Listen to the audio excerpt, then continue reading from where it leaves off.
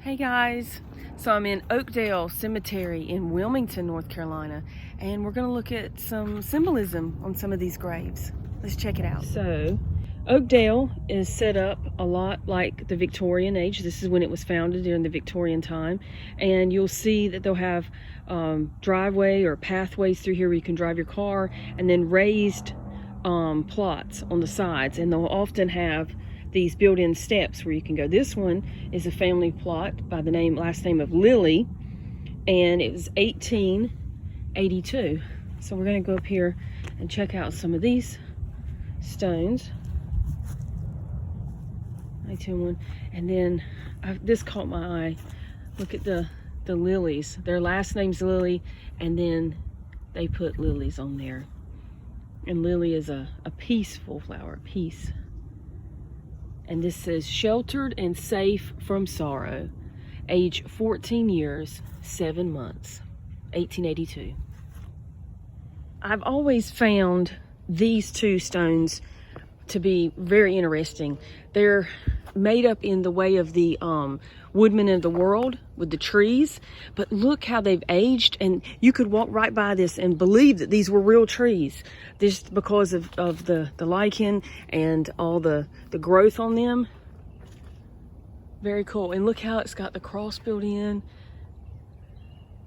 and then you come down, it's cut there, it's got a cross here, a lot of detail. And they've been here since, I'm trying to see the year, looks like 1832. Maybe born then, maybe 1910. Yeah, 1910. Yeah. Okay, and this one died 1885. Okay.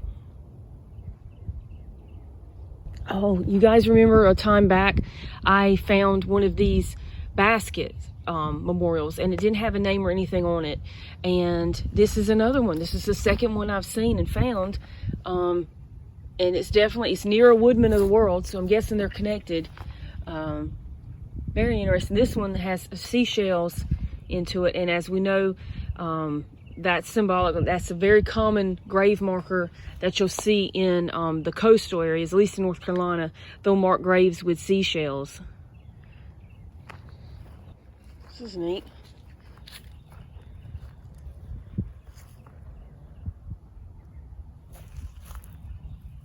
Okay, so I'm going up the back way here. It says Audrey.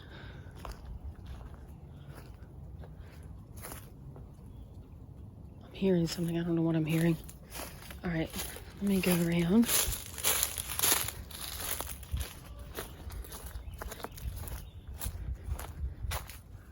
Cameron.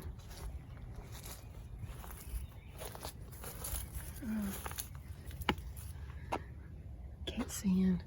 It's locked. Of course it's locked, Cam. Can't blame a girl for trying. Check out this mausoleum and the size of it. Wow. This name was very big in business in Wilmington, North Carolina. They owned a lot of properties and stuff down in downtown Wilmington near Front Street. Let's see. Can we see in there?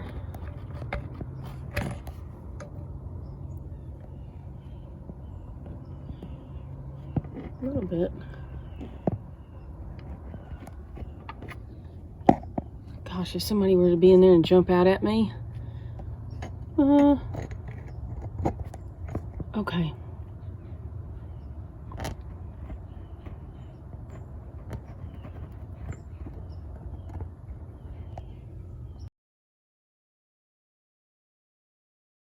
I just looked at this, and then I turned and I saw that. Okay, that freaks me out a little bit. Oh my. Okay. Why is there like a rock or something under that? Why is there? Actually, you know what? That looks like a seed pod from magnolia. How it can't get caught up under there like that. How does that happen? Okay, you know we have to go look at this, right? Okay, we'll go around this way. What? What is going on? Situations Too curious, I suppose. But I gotta go see. I gotta know what's going on. Okay. I think I'm by myself out here. Well, you know what I mean? I'm far from by myself, but okay, let's walk over here. Oh my gosh. Okay. All right. Now, don't recommend at all. These are so heavy. I'm not going to touch it, but I am going to look.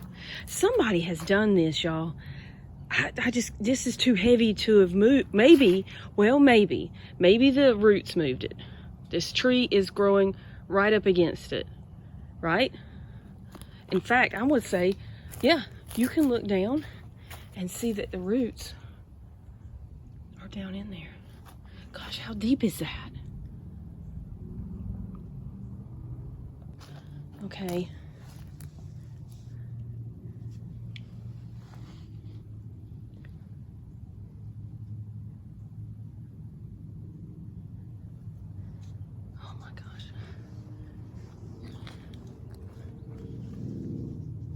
Yeah, the roots have grown in there.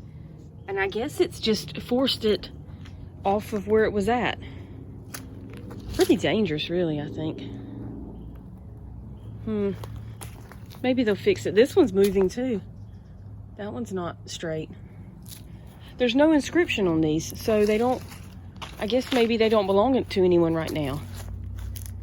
You know, maybe they're here future plots. And perhaps over here is the same. Maybe somebody changed their mind, decided they didn't want to be buried here. That's a possibility. So they don't really care what happens, but I don't know. The name is, looks like Radcliffe.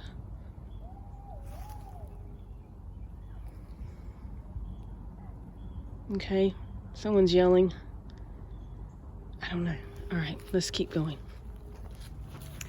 Y'all look at this inscription. It's a beautiful cross. And a gentle, loving spirit, Josie McRae, widow of Isaac Granger, and wife of William L. Smith. So first husband died, she remarried, and then she outlived, I'm guessing, the second husband. Okay, and then look at this one right beside her. So this would have been the first husband, Isaac Bates Granger, 37 years, very young, 1878. Very young. And that was her first husband. And her second husband outlived her. You can learn a lot. Learn a lot by reading these stones. Okay, guys, so I went for how many years of not seeing or finding a Zinke memorial to suddenly now I'm seeing them everywhere. I just seen another one. I'm at Oakdale Cemetery in Wilmington, North Carolina, and I'm gonna turn around and I'm gonna show you this Zinke memorial. You can spot it far away just by the color. All right, check it out. Now this one this is ornate. Look at this. Look at this design. Look how pretty that is. I bet this was probably, I haven't seen the front, so I don't know the year. I just saw it from the back, caught my eye. I'm gonna knock on it. Yep, you hear that? That's Zinke. You can see the seams. See those seams? Wow, look at this, got a little, like a carousel top design on top there. And curtains, drapes, flowers, roses. This might be a young person. Most likely, like I said, these are from the late 1800s to the 1930s or so. They were inexpensive memorial that people could buy and have. Let's go around the front and let's see what the year is. And I'm guessing, I bet it's a young person, but I don't know. We'll see. Let's see. Okay. Yeah.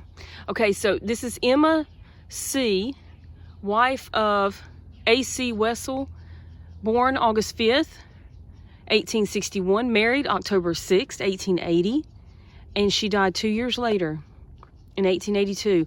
Over the river, my darling stands, waiting to welcome me. How precious is that?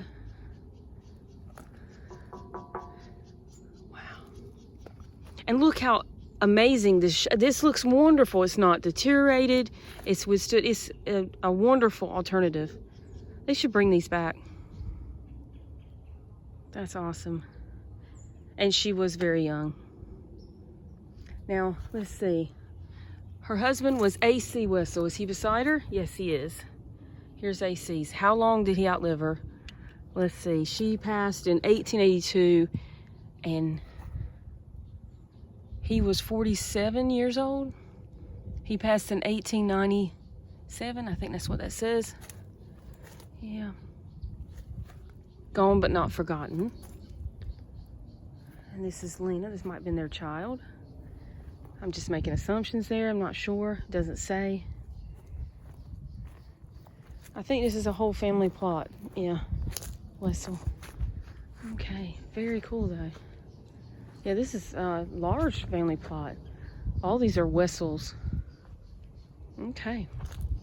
So, never having found one to suddenly I found two in a month. Who'd have thought it? Okay guys, these two crosses here together caught my eye. This is Alice James and Thomas Burbank. So they're fairly modern. These are not old. 2012 on that one. And you'll notice they have the initials IHS. You'll see a lot of the ones that are just crosses like this with these initials. And it's a Latin term. I can't remember exactly what it stands for, but I know it's Latin. And it means it's the name of Jesus Christ is what it stands for. But very eye-catching to see them in a row like that. Okay, if you guys remember, I covered a story a long time back about Captain Ellerbrock and his dog. And his dog had ran into a fire to save him. And I'm back at the memorial, so I'm gonna show you guys. They've decorated. It's very nice. Look at this. They've got the flowers out. That's a firefighter flag. William Ellerbrock. And then on the back is his dog Boss. Faithful unto death. Yep. Okay, so look how peaceful this is. Just out for a stroll. Look how nice the weather is. It's a little bit warm, especially for October, but that's how it is. So I'm trying to find, there's this set of graves I want to find. I believe it's back to the right. So we're going to try that direction. But I'm enjoying just walking around and looking at everything. It's really pretty. Okay, you guys see this one? I don't know what this is made of.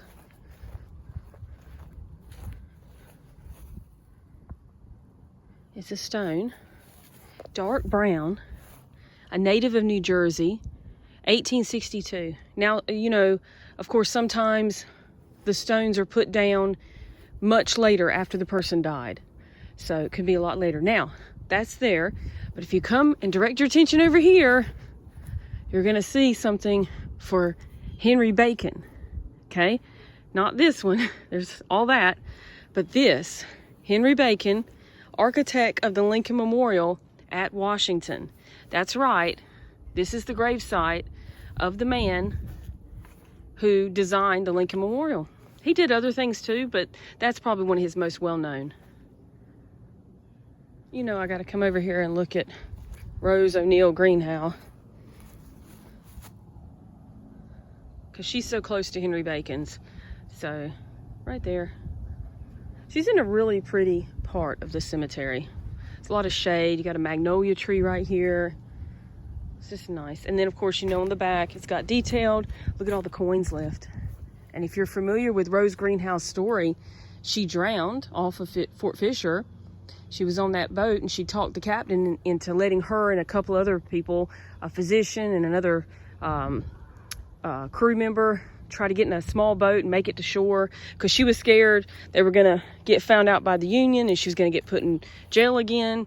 So, but the storm was just too much, and the boat capsized and she sunk like a rock. She went right down.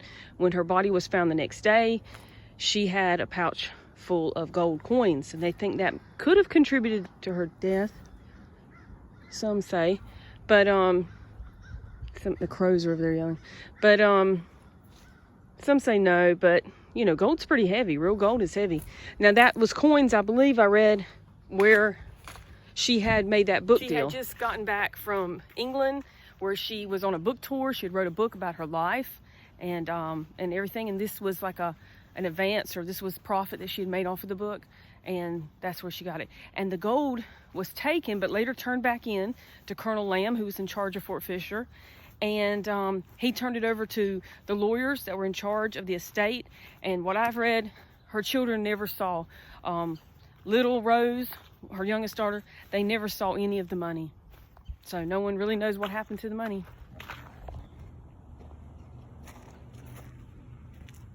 This is the grave that I was looking for. This is Sarah Goss, and it is a memorial to her. She was a young mother, and she had lost 7 of her children. 5 of the children are buried here with her, and 2 of them are buried in South Carolina.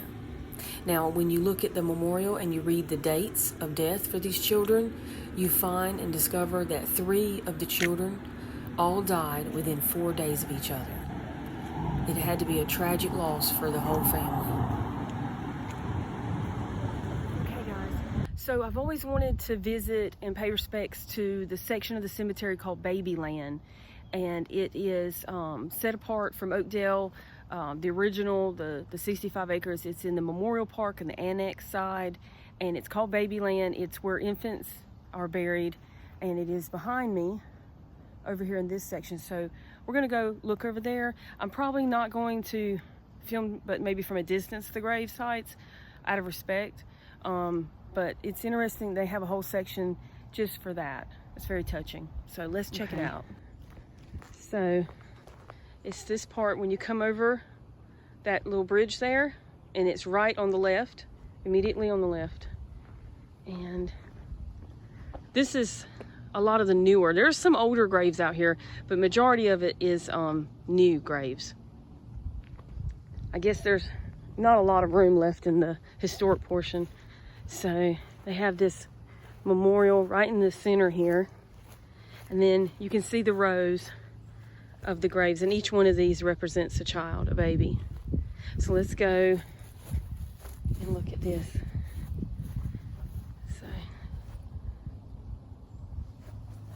scroll down and scroll down. I've been on the internet a little long time, having a little bit too long. It says, "Suffer little children to come unto me, for of such is the kingdom of heaven." It's got a little cherub baby flower thing there, and it's got a tree planted here. I'm not sure what kind of tree that is. The back doesn't have anything, and I'm gonna stand back and you guys can get an idea of all the markers. They're all alike. I don't see any that are any different, and I'm seeing a lot of dates from the 1960s here. So this is what they refer to as Babyland. Okay guys, so I'm gonna get out of here. I hope you've enjoyed this little bit of the tour, and as always, if you haven't, I hope you subscribe to the channel, and I hope you leave a thumbs up that you like it, and as always, keep seeking, guys. Bye.